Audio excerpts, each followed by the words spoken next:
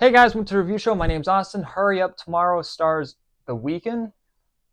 I think that's his name, the singer of the film. I don't know. Jenna Ortega is also in it. Plagued by insomnia, a musician gets pulled into a nightmarish odyssey with a stranger who begins to unravel the very core of his existence. I thought the marketing for this movie was terrible. I didn't think this movie was going to be good, and I walked out pretty much not liking this movie, especially when you're also spoiled to it. So in this movie, you follow a musician who's played by The Weeknd, which I guess is probably based off of him in a way, since this whole entire movie is just a fucking promotion for his album. Literally, the movie actually opens up with him doing a music video that isn't even part of the movie. It's just a added on part before the actual movie. And they even say, go check out the album now this weekend. And it's like, really? So that's what this movie's all about? I will say the songs are not bad. I like the songs, I guess. But when it comes to the actual movie itself, it's the most redundant film I've seen of the year, especially with how decent the acting is. I mean, like the musician, I guess The Weeknd.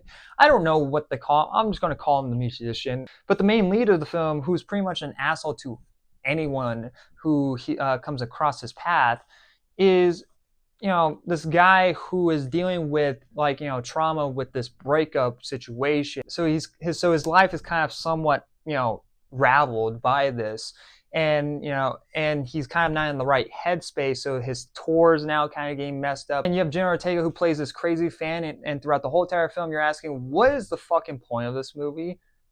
And the whole point of the film is that singers make songs about toxic relationships.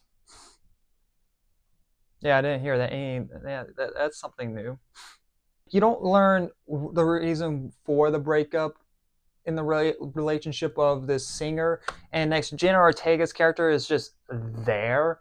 She has her. There's a purpose for her, but without going into spoilers, even though the description kind of fucking spoiled pretty much the whole entire movie. But without going into spoilers about her character, I'm not gonna really say much. But she is just there, and she is just basically giving off a really good performance. I think Jenna Ortega is good in the film. She just doesn't have. She just there's nothing to her character, really. There's nothing much to add. And this movie is just a fucking headache to get through. There's so many fucking strobe lights. The camera just constantly fucking spins around a fucking certain character throughout the whole entire film, to the point where I'm actually getting a fucking headache. This movie has nothing to say, and whatever it does have to say, it's nothing new, or at least not put into a new form of light. There's so many other better films that this movie technically does that you can go and watch. I just don't know what you're really rooting for in this film. Like, there isn't really much to go on about this movie.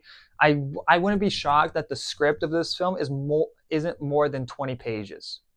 There's hardly any form of dialogue. Most of the film is just of a promotion for this guy's music, because it's just constantly there playing throughout the whole entire background of this film. There's even a character bonding moment, but it's not really a character bonding moment. It's just about this fucking dude's music that wasn't released yet. And so there isn't really any characterization in the film. There's nothing to care about, and there's nothing to grasp on. So that's my review of this movie. I could fucking care less about this movie.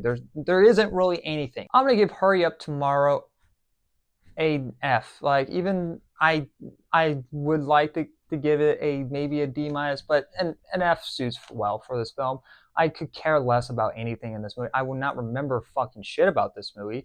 Jenna Ortega, she's there, but she's forgettable. Everything about this movie is fucking forgettable. It's a waste of time. And it just, no, fuck no. And there's gonna be a group of fans out there that will defend this movie just because a certain guy, the singer, is in it. This is going to be like a Markiplier situation all over again, where it's like, oh no, you're just a hater.